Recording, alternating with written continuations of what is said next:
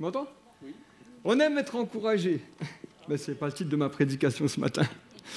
Non, je suis tellement reconnaissant envers Dieu de voir tout ce qui se passe, de vous voir là ce matin, de voir comment Dieu agit aussi dans les vies.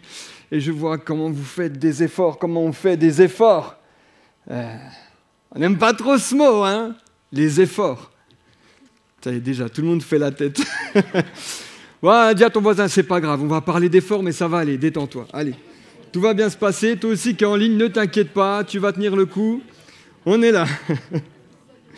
Faire des efforts, c'est une phrase qu'on entend constamment. Tu pourrais faire un effort. Tu pourrais faire un effort quand même. Qu'est-ce que ça te coûte, hein? On aime recevoir ce genre de phrases quand on est enfant. Les parents qui nous disent « tu aurais pu faire l'effort ». Quand on est adulte, tu pourrais faire l'effort de ramasser ta serviette mouillée dans la salle de bain. C'est pas dur de ramasser une serviette mouillée, mais ça demande un effort. On ne le fait pas. Et je réfléchis, je me dis, mais pourquoi? Alors que c'est simple et c'est nécessaire, pourquoi on ne le fait pas? Une serviette mouillée, ça demande un effort. Poser du carrelage, ça demande un effort. Là, je comprends pourquoi. Ça va au-delà de mes capacités. Et je comprends que là, l'effort, c'est compliqué à faire. Et c'est tellement compliqué qu'il y a des gens, ils ont inventé des subterfuges pour que les gens fassent des efforts sans savoir qu'ils faisaient un effort. Tu connais la fable de La Fontaine ou d'Ésope sur le trésor enfoui dans le champ? C'est un mensonge, ça. En fait, il n'y a pas de trésor. Le père, il voulait simplement quoi? Que ses fils reprennent son héritage, s'occupent des terres, labourent, etc. Il n'y avait pas de trésor. Le trésor, c'était l'effort, en fait. Donc on est obligé d'inventer des subterfuges pour que les gens fassent des efforts. Mes fils qui sont là dans la salle, je sais, vous faites beaucoup d'efforts, et je vous remercie beaucoup. Et d'ailleurs, on trouve cette définition de l'effort qui est assez intéressante. C'est une activité d'un être conscient qui emploie ses forces pour vaincre une résistance, un effort physique ou un effort intellectuel. Et je suis heureux. Et je pense qu'on peut vraiment nous rendre gloire à Dieu pour la semaine de jeûne et prière qui va arriver dès demain, parce que ça va être une activité d'être conscient et on va employer nos forces pour vaincre une résistance. Ce n'est pas simplement nos forces, mais la force du Saint-Esprit. On va déposer à ses pieds toutes nos problématiques de famille, nos problématiques de couple, d'enfants, de deuil, etc. On va tout déposer et on va lutter dans la prière pour vaincre une résistance. Et ceux qui sont en joie, ils peuvent applaudir aussi pour se motiver. On va vaincre une résistance. Ce n'est pas simplement se retrouver à l'église et puis passer du bon temps ensemble. On va lutter ensemble. On va être conscient. Et de tout cœur, on va vaincre des résistances. Et on va voir des chaînes se briser. Et on va voir des choses merveilleuses arriver. Ça, c'est un effort. Mais ce que je vous propose aujourd'hui, c'est de voir une chose, c'est que le Seigneur utilise nos efforts pour nous communiquer ces choses à lui. Je m'explique. Sur Terre, on va dire dans notre vie d'église, de chrétiens, il y a deux types d'efforts. Il y a les efforts pour le monde, qu'on fait pour notre vie, à nous, et les efforts pour Jésus. S'il y a un déséquilibre, si le monde me demande plus d'efforts que je ne fournis d'efforts pour Jésus, je suis confronté à un problème. Si dans ma vie de tous les jours, je fais plus d'efforts pour subvenir à mes besoins que faire d'efforts pour accomplir ce que Jésus me demande d'accomplir, j'ai un problème. Et je voudrais vous parler d'un personnage de la Bible qui a très très bien reflété ce que je vous dis là. Une personne qui a fait des efforts toute une nuit. Ça vous parle? Il a péché, notre ami Pierre. Simon à l'époque. Et je voudrais vous raconter son histoire. Ce passage-là, on l'a lu des milliards de fois. La pêche miraculeuse. Comment Jésus est venu appeler Pierre à son ministère. Comment il est venu le chercher. Mais il y a quelque chose qui m'a frappé, mais je voudrais qu'on lise ensemble ce passage déjà. Un jour, Jésus se trouvait au bord du lac de Génézareth. Et la foule se pressait autour de lui pour entendre la parole de Dieu. Il vit au bord du lac 2 barques. Les pêcheurs en étaient descendus pour laver leurs filets. Il monta dans l'une de ces barques qui appartenait à Simon, Pierre, et il le pria de s'éloigner un peu du rivage. Puis il s'assit et de la barque, il enseignait la foule.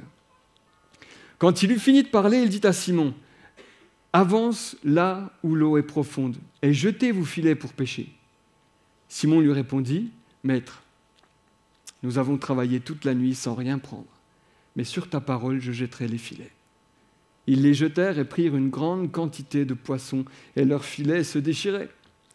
Ils firent signe à leurs compagnons qui étaient dans l'autre barque de venir les aider. « Hé, venez nous aider !» Et ils vinrent et remplirent les 2 barques au point qu'elles s'enfonçaient. Et quand ils virent cela, Simon-Pierre tomba aux genoux de Jésus et dit, « Seigneur, merci pour le poisson. Seigneur, éloigne-toi de moi. » Pour voir si vous suivez. Parce que je suis un homme pécheur. En effet, lui et tous ceux qui étaient avec lui étaient remplis d'une grande joie. Non, de frayeur, à cause de la pêche qu'ils avaient faite. Il en allait de même pour Jacques, Jean, les fils de Zébédée, les associés de Simon. Et Jésus dit à Simon, « N'aie pas peur, désormais tu seras pêcheur d'hommes. » Alors ils ramenèrent les barques à terre, laissèrent tout et les suivirent. Mais je voudrais appuyer ce verset ici. Simon lui répondit, « Maître, nous avons travaillé toute la nuit, sans rien prendre. » Tu peux me baisser un peu parce que je suis chaud. Je ne vais pas vous casser les oreilles. Et je suis dépité. Je suis dépité. J'ai travaillé toute la nuit. Si on prend le contexte, Pierre, c'est un pêcheur. Son travail, son lieu de travail, c'est le lac de Génézareth. Son bureau, c'est sa barque. D'accord ? Son filet, c'est son ordinateur. Et il a bossé toute la nuit comme un malade. Il a jeté le filet. Il a remonté le filet. Il a jeté le filet. Il a remonté le filet. Il l'a jeté, il l'a remonté. Sans rien prendre dedans. Rien. La nuit. Tu remontes ton filet. Tu regardes la première fois, il n'y a rien, tu rejettes. Tu as déjà essayé de remonter une corde mouillée ? Je n'explique pas les paluches qu'il devait avoir. Parce que les filets de l'époque, c'est une corde avec un filet et des poids. Donc il faut soulever le filet, il faut soulever les poids. La première fois, tu dis, il n'y a rien. La deuxième fois, tu dis, il n'y a rien. La troisième fois, tu dis, il n'y a rien. La quatrième fois, tu dis, ah ! Il n'y a rien ! Il n'y a rien. Usé nerveusement, physiquement. Allez, encore un effort. Encore un effort qui sert à rien. Je suis usé. Je n'ai rien péché. C'est dans cet état-là que Jésus trouve Pierre. Il n'est pas simplement en train de boire l'apéro sur la plage à nettoyer les filets. Il est dépité par sa nuit de travail. Et parfois, dans nos vies, on a l'impression d'avoir jeté le filet, de l'avoir remonté. Et c'est vide. C'est vide. Et je refais mon travail sur l'ordinateur. Et ça ne marche pas. Et je rentre chez moi et tout ce que j'ai fait dans la journée, c'est vide. Il y a des journées comme ça. Et si on peut passer la petite vidéo, moi, j'ai un concept de vie que j'aimerais, mais je sais que c'est impossible. Si la vidéo peut lancer, vous allez voir, c'est juste incroyable. Si seulement, des fois, je rêverais de ça, d'être ce petit enfant, voilà, joyeux, avec sa petite canne à pêche. Ok, go ahead. Allez, on y va, on pêche, hein? Allez, vas-y mon grand. Hop, il est concentré, il laisse, allez. Ah, ça y est. Ça y est, j'ai attrapé. Ah, ben voilà, et on est content. Ah, c'est génial. Mais, tu peux couper. Et on n'aimerait pas que la vie, elle soit comme ça. On n'aimerait pas que la vie, elle soit comme ça. Et je pars travailler. Oh, bah ça y est, j'ai trouvé 1 million. Ah, ben je rentre. Toute la nuit, des fois, on travaille. Et je sais qu'on est plusieurs dans ces conditions-là, mais je voudrais qu'on reprenne courage ce matin. Parce que premièrement, si le monde ne voit pas qu'on fait des efforts, lui, il était dans la nuit, hein. Bon, il y avait des centaines de bateaux de pêche sur le lac de Génézareth qui pêchaient, mais on se dit, dans la nuit, les gens ne voient pas forcément les efforts qu'on fait. Tiens, c'est décourageant. Le Seigneur voit tes efforts, premièrement. Le Seigneur voit tes efforts. Le Seigneur voit nos efforts, les efforts qu'on fait dans le monde. Il les voit. Pourquoi ? Tout simplement parce que Dieu est omniscient. Il sait tout. Il est omniprésent, il est partout. Ce sont ses attributs. Le Seigneur ne sommeille ni ne dort. Il est toujours là. Il voit tout ce que tu fais. Même quand tu es dans la cour de récréation, à parler à tes amis. Le Seigneur te voit. Oui, toi. Elle ne veut pas me regarder. Le Seigneur te voit. Le Seigneur nous voit tous. Le Seigneur voit tous nos efforts. Mais moi, j'ai l'impression que dans le monde, tu sais, on est un petit peu comme ces matchs de foot. On est Vincent, il va me faire la tête après. On est ce footballeur, tu vois. Le footballeur, il court pendant tout le match. Et franchement, c'est chaud. Ils disent, ouais, ils gagnent des millions, mais non, mais il faut déjà courir. Ils courent, ils s'essoufflent, ils font des passes, il y a de la défense et tout ça. Et le moment où ils marquent un but, c'est le moment où toi, tu t'es levé pour aller prendre une tisane dans la cuisine. Personne t'a vu. Et tu es là devant la caméra, mais heureusement que c'est filmé, parce que je voulais que le monde entier voit tous les efforts, la finalité de mes efforts, le fruit de mes efforts. Je voudrais dire quelque chose. Alors que nous nous concentrons, j'ai noté ceci, sur l'absence de résultats, un filet vide. L'effort que tu as fait a de la valeur parce qu'il crée ton caractère, crée de la compétence, crée de la persévérance, crée en toi une expérience face à l'épreuve. Des fois, c'est plus important de fournir l'effort qui amène au résultat, qu'il soit positif ou négatif. On aime tous les victoires. Mais l'effort que tu as fait pour parvenir à ça, c'est important. Et je suis sûr que Dieu voit cet effort-là, cet effort que tu fais. Et c'est dans le secret que nos pensées sont éprouvées. Tu prends l'exemple de David, on en a parlé à la pastorale, mais David n'a pas attendu d'être reconnu par les rois, d'être reconnu par ses frères, d'être reconnu par son père pour manifester sa force. Sa force, il l'a acquise, sa force de caractère, il l'a acquise dans son travail de tous les jours, quand il s'occupait de son troupeau, quand il s'occupait de ses brebis, quand il a délivré ses brebis de la gueule de l'ours ou du lion. C'est pour ça que le jour où il y a eu Goliath, lui, il n'avait pas peur, puisque son caractère avait déjà été forgé par son effort. Vous comprenez ? Notre caractère, les circonstances forment notre caractère, et Dieu le voit, il est omniscient. Ça, c'est les efforts pour le monde. C'est les efforts pour le monde. L'important, ce n'est pas le résultat de la pêche pour Dieu. Moi, j'en suis persuadé. Ce que Dieu a vu en Pierre, c'est qu'il a eu le courage de jeter, de retirer, de rejeter, de relever vide, de rejeter et de relever vide, de faire l'effort, encore l'effort, de travailler. Mais ça, c'est l'effort du monde. Jésus, et c'est mon deuxième point, nous demande de faire d'autres efforts. Je suis vraiment enchanté de toutes les paroles qui ont été dites ce matin parce que c'est tellement merveilleux de voir qu'on est connecté au même esprit. Le Seigneur demande de faire d'autres efforts. Je voudrais prendre ce texte. Donc, Pierre a passé sa nuit à faire des efforts.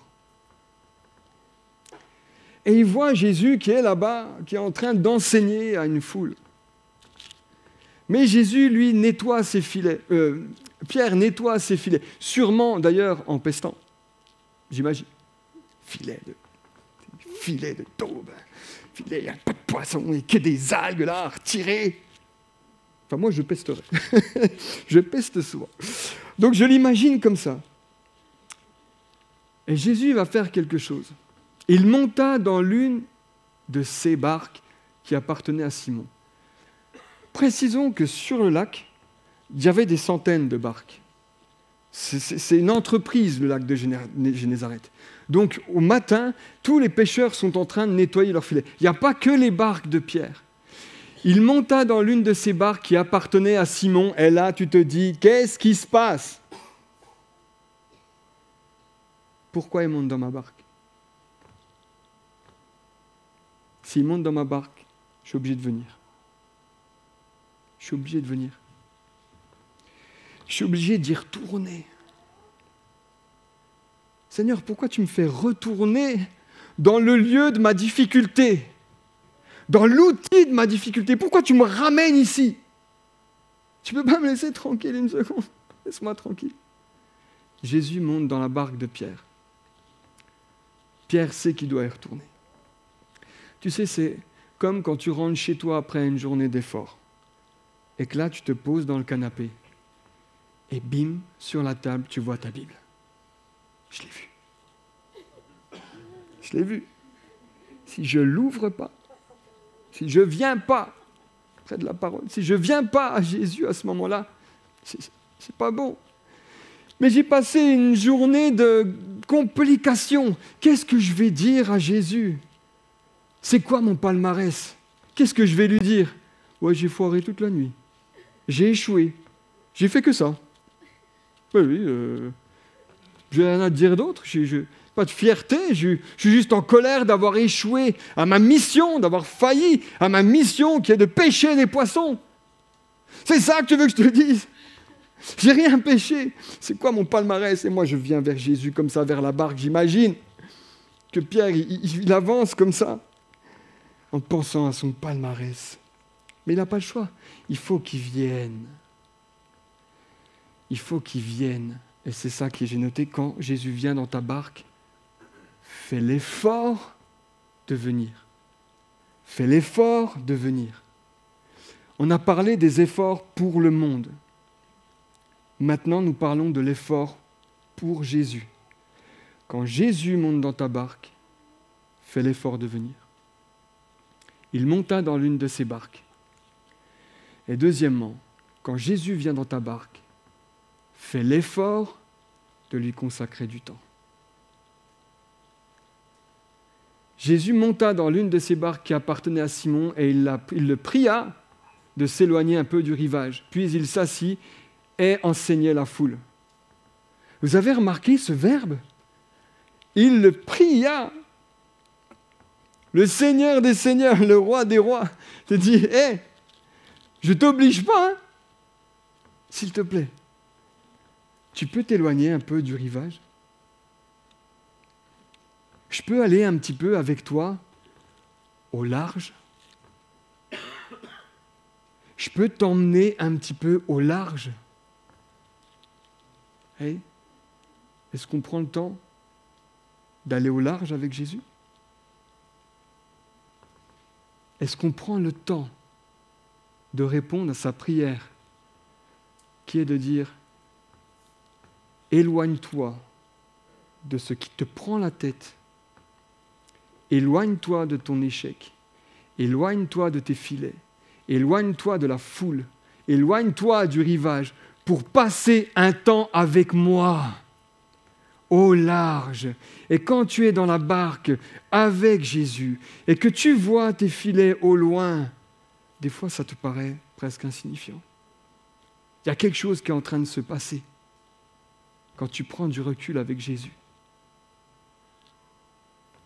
On est d'accord ou pas? Jésus nous prie de nous éloigner avec lui du rivage. Et au large, il va se passer quelque chose d'incroyable. Si tu viens, si tu embarques un peu avec lui. J'avais ce verset qui me venait d'oser. Dieu disait à son peuple, « C'est pourquoi, voici, je veux l'attirer, la conduire au désert et je parlerai à son cœur. » Et j'ai besoin de l'emmener au désert pour parler à son cœur. J'ai besoin de le retirer de là où il est pour parler à son cœur. Tu sais, parce que notre travail peut être un obstacle réel pour Dieu, pour venir à Dieu. J'ai tellement de choses à faire. J'ai tellement de choses à faire, les mamans. Oh, les femmes. C'est tellement compliqué ce qu'il y a dans leur tête. Mais ce n'est pas une critique négative, je me rends compte, mais la responsabilité qu'elles ont, dès le matin, ma femme a tellement de choses dans la tête, à accomplir, des choses à faire, tout est listé, to-do list, il y a ça à faire, et c'est une responsabilité. Et parfois, cette responsabilité pour la famille, pour le monde, est un obstacle à venir dans la présence de Dieu. Si l'effort que je fais pour ce monde devient plus grand que l'effort que je fais pour Jésus, il y a un problème. Il y a un problème. Quand je fais l'effort de venir, quand je fais l'effort d'aller au large avec Jésus, ensuite, je dois l'écouter. Mais je voudrais demander à Anné, Séphora, venez. Je voudrais qu'on puisse montrer quelque chose. Cette image-là du 6, vous voyez, pourquoi j'ai besoin d'aller au large? Qu'est-ce que c'est? C'est quoi? Vous êtes allé en CP quand même, non? Oh, c'est quoi? Un 6, merci. C'est quoi? On est d'accord. Je suis Anné et Pierre sur la rive, sur le rivage. Voilà comment elle voit sa vie. Tu vois quoi? 6. Un 6. Jésus appelle Pierre à venir dans la barque. Qu'est-ce que tu vois, Pierre? Un 9. Un 9. On peut les applaudir. La façon dont je vois les choses sera différente si j'embarque avec Jésus. Et je vais te dire quelque chose ce matin qui est important. Je crois qu'aujourd'hui, de plus en plus, on a besoin de dire aux gens que Jésus est le chemin, la vérité, la vie. Il est la vérité. Aujourd'hui, on utilise ce dessin pour dire non, mais ça dépend de notre point de vue. Ça peut être un 6 ou ça peut être un 9. Non, les gens ont besoin de savoir que Jésus-Christ est le chemin, la vérité, la vie. Toutes ces paroles sont vie, toutes ces paroles sont vraies, toutes ces voies sont justes, toutes ces œuvres sont bonnes. Et on a besoin de le dire et de l'affirmer au monde. On a besoin de l'affirmer ces choses-là. Et de venir dans la présence de Dieu pour qu'il nous montre, en fait, quelle est la vraie vision des choses.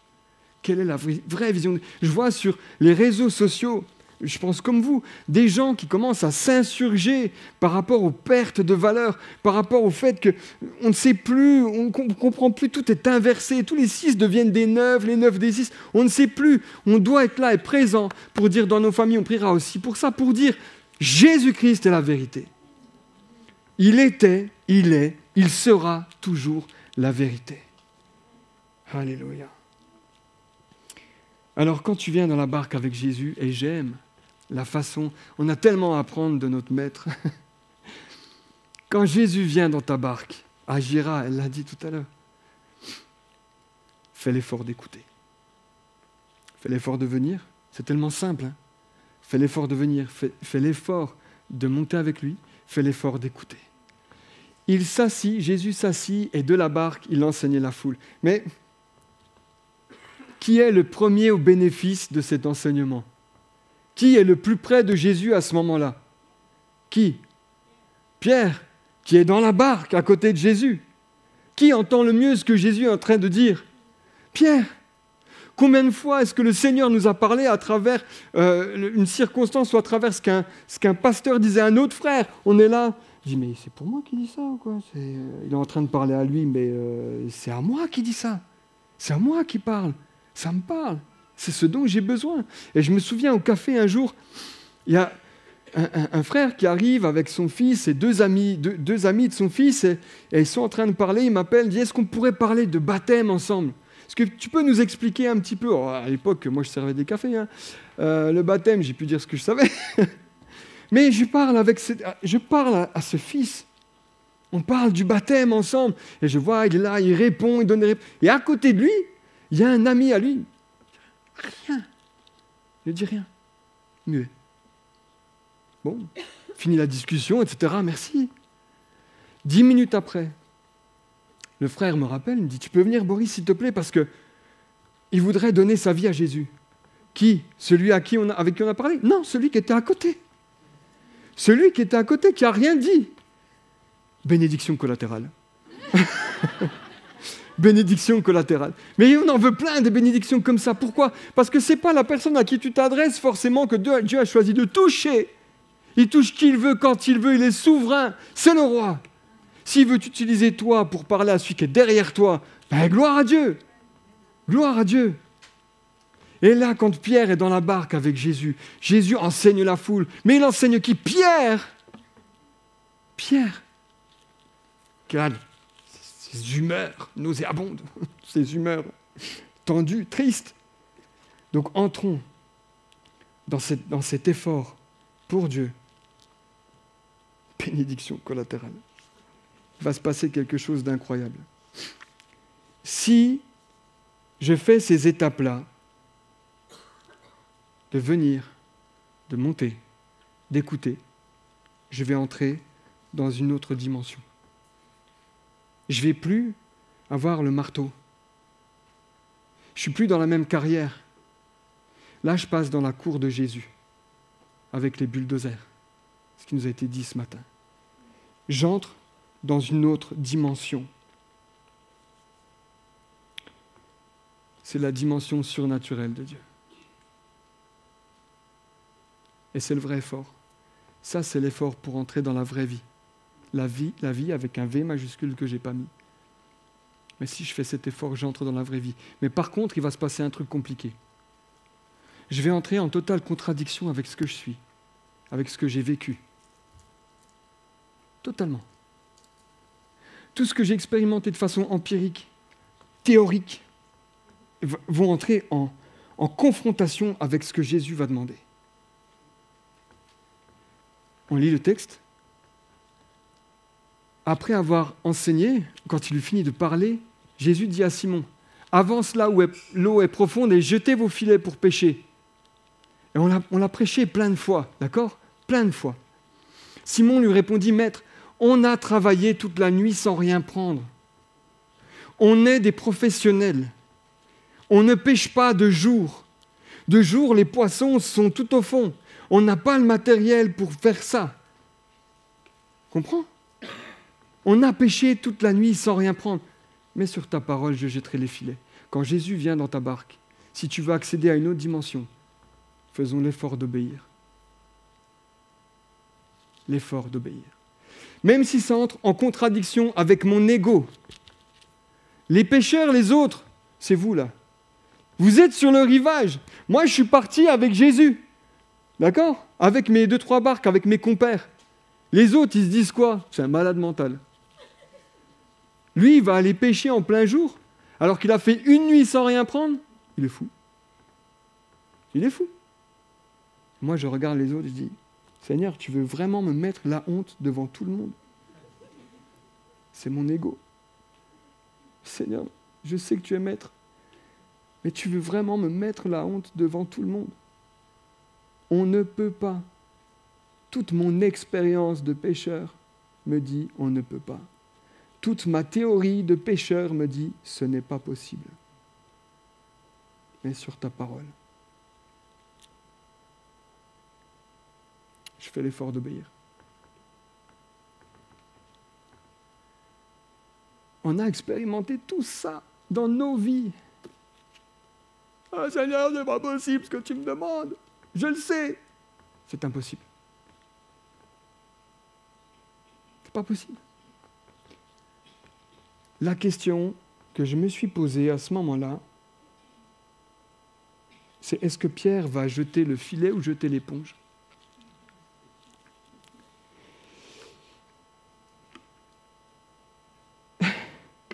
Est-ce que tu vas lutter contre toi-même, contre ton expérience ? Ou est-ce que tu vas abdiquer devant le maître ? Est-ce que tu vas dire, en fait, oui, je sais que tu es maître. Je sais que tu es plus fort que tes étudiants, tu les enseignes. Tu es plus fort que les autres, tu es plus fort. Mais tu es plus fort que les autres maîtres. Mais moi, je suis un pécheur quand même. Là, ce que tu me demandes de faire, je sais que ça ne marche pas. Brise mon ego. Brise mon ego. Donne-moi de l'humilité, la sagesse d'obéir sur ta parole. Si Pierre jette l'éponge à ce moment-là, il rentre chez lui, il n'y a pas de filet, il n'y a rien, vide. Comme son filet vide de la nuit. Tu sais, le filet, c'est un peu ça, c'est tu ramasses des choses et tu vois toute l'eau passer à travers. Comme une bassine percée, on avait vu avec Jacques une fois. Tchac, il n'y a rien qui est retenu. Rien, tout passe à côté. Et on aura beau faire les plus belles œuvres, les plus grands efforts pour le monde, qui sont bons, qui nous donnent des victoires, mais au jour de Jésus, tout passera entre les mailles du filet. Ces efforts que Jésus nous demande, c'est pour entrer dans une nouvelle dimension. Une nouvelle dimension. Et le principe du divin, le moment où Dieu peut nous bénir et nous faire progresser intérieurement, c'est uniquement quand nous sommes prêts à faire l'effort de nous soumettre à sa parole et de lui obéir. J'aurais dit, le moment où Dieu peut nous bénir et nous faire progresser intérieurement, c'est quand nous sommes prêts à faire l'effort de nous soumettre à sa parole et à lui obéir. Pourquoi Jésus n'est pas venu avant ? Pourquoi, Seigneur, tu n'es pas venu hier matin, avant que je fasse cette pêche ? C'est poser la question. Pourquoi tu n'es pas venu avant ? J'aurais évité tout ça. Et j'aurais peut-être dit, bah oui, Seigneur, jette pas l'éponge, je viens avec toi parce que tu es Dieu. Mais je n'aurais pas eu cette nuit de galère avec moi. Le Seigneur se sert de nos efforts qu'on fait pour le monde, forger notre caractère, pour nous conduire dans une autre dimension. Seigneur, vois nos efforts, on l'a vu au début. Ne pense pas, je vais arrêter de faire des efforts dans le monde. Non. Continue tes efforts pour ta vie. Continue tes efforts pour tes enfants. Continue tes efforts pour ton couple. Continue tes efforts pour ton travail. Mais il ne faut pas que ces efforts-là dominent sur les efforts qu'on doit faire pour Jésus. Nous devons faire l'effort de venir à lui, d'embarquer avec lui, de l'écouter. Et je dois faire l'effort d'entrer dans une nouvelle dimension. La dimension, il veut m'emmener. La dimension du caterpillar, la dimension du bulldozer. Écoute-moi et obéis. Et Pierre devait expérimenter cette nuit d'efforts infructueuse avant de voir le filet rempli. Pour être face à sa faiblesse. Parce qu'il a tout donné et ça n'a pas marché. Jésus n'a rien donné et ça a été rempli. Et tombe à genoux. Mais qui suis-je pour être en ta présence ? Il n'a pas dit merci pour les poissons pêchés, qui devaient sûrement représenter des milliers d'argent. Il n'a pas dit merci pour les poissons. Ce qui s'est passé en lui, c'est bien plus profondément. Et je prie le Saint-Esprit, en ce moment, que ça se passe dans vos cœurs, et toi aussi qui es derrière ton écran. Quand il a vu ce filet, il s'est dit, je suis pécheur, et je pêche. Je suis faible, et tu es tout-puissant. Tu es le roi, et je suis le serviteur. Je me prosterne à tes pieds. Je me prosterne à tes pieds. Je ne suis pas digne d'être dans ta présence. Je ne suis pas digne d'être dans ta présence. Voilà ce qui s'est passé dans son cœur. Et ma prière pour ce message de ce matin, c'était « Seigneur, montre-nous nos filets remplis. » Pas pour qu'on ait de l'argent, pas pour qu'on soit heureux du filet en lui-même, mais montre-nous le filet que tu nous as permis d'obtenir par ta puissance, pour que nous on puisse se rendre compte de notre faiblesse et de venir nous agenouiller devant toi. Nous agenouiller devant toi. Quel est ton filet rempli ? Je te dis, moi, un de mes filets remplis, qui m'a chamboulé et qui m'a fait comprendre que j'entrais dans une dimension qui me dépassait, c'était le soir où une petite qui est venue à Alternative a accepté Jésus dans son cœur sans avoir fait la soirée. J'en parle souvent, mais parce que c'est mon filet rempli. Elle est arrivée, elle n'a rien écouté. On a prié pour elle. L'amour de Dieu est descendu en elle. Pourquoi tu t'obstines à compter sur tes propres forces ? Alors que c'est la force de Dieu qui va convertir. C'est la force de Dieu qui va remplir les cœurs. C'est la force de Dieu qui va te faire sentir pécheur. Quel est ton filet rempli ? C'est quoi ton filet qui t'a fait comprendre que tu étais faible et que lui est tout-puissant, que tu es pécheur et qu'il est saint? C'est une bonne question. Le message m'a parlé. Ainsi, les pêches infructueuses d'un pêcheur costaud et orgueilleux seront une force pour témoigner de l'humilité face à la toute-puissance de Dieu. Ainsi, les années de honte d'un collecteur d'impôts seront une force pour présenter la grâce de Dieu. Ainsi, tout ce que tu as vécu, toi, ce matin, tous ces filets vides que tu as remontés peuvent devenir une force dans l'appel que Dieu a pour toi. Je crois qu'il y avait une parole ce matin. Et on a besoin de cet électrochoc entre ces deux types d'efforts. Et si la louange peut revenir, je finis là-dessus. Je crois que je vous l'ai mis en diapo. Deux types d'efforts. Et je crois que c'est la clé vraiment de ce message. Et c'est rare que le Seigneur m'ait poussé à la réflexion de façon aussi précise. Mais je crois qu'il y a quelque chose à vivre ce matin, ici, dans l'église CP, ce matin. Et on va voir. L'effort physique du pécheur. Alors c'est génial, parce qu'en français, ça matche vachement, pécheur et pécheur. Ça ne marche pas en anglais, mais... L'effort physique du pécheur pour gagner son pain, cet effort conduit aux réalités terrestres qui passeront, que ce soit de la fierté, de la déception, peu importe, mais qui passeront. L'effort du pécheur pour suivre Jésus-Christ, accueillir sa présence, écouter ses enseignements, obéir, conduiront aux réalités célestes, celles qui ne passeront jamais. Celles qui ne passeront jamais. Alors, il tomba aux genoux de Jésus et dit « Seigneur, éloigne-toi de moi parce que je suis un homme pécheur, je nous demande ce matin. » Qu'est-ce qu'on fait? Je suis sûr que tu es venu ce matin, tu ne te posais pas cette question-là. Mais je vous prends dans mon filet ce matin. Et je dis, qu'est-ce qu'on fait? Demain, c'est la semaine de jeûne et prière. Qu'est-ce qu'on fait? Est-ce que quelqu'un sent qu'il doit abdiquer ce matin devant la grandeur et la sainteté de Christ? Est-ce que quelqu'un sent qu'il était monté dans la barque? Il a même écouté Jésus,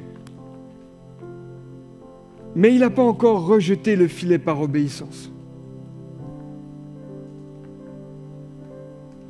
Peut-être il y en a qui ne sont même pas venus encore quand Jésus est monté dans la barque.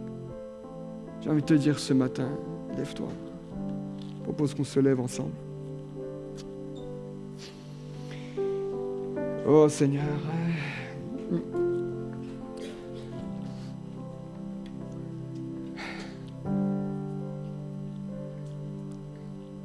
Je voudrais remercier tous ceux qui nous ont suivis en ligne. Pour vivre ce qu'on va vivre là maintenant, il faudra venir à l'église. Merci de nous avoir suivis et que le Seigneur vous bénisse pour cette journée.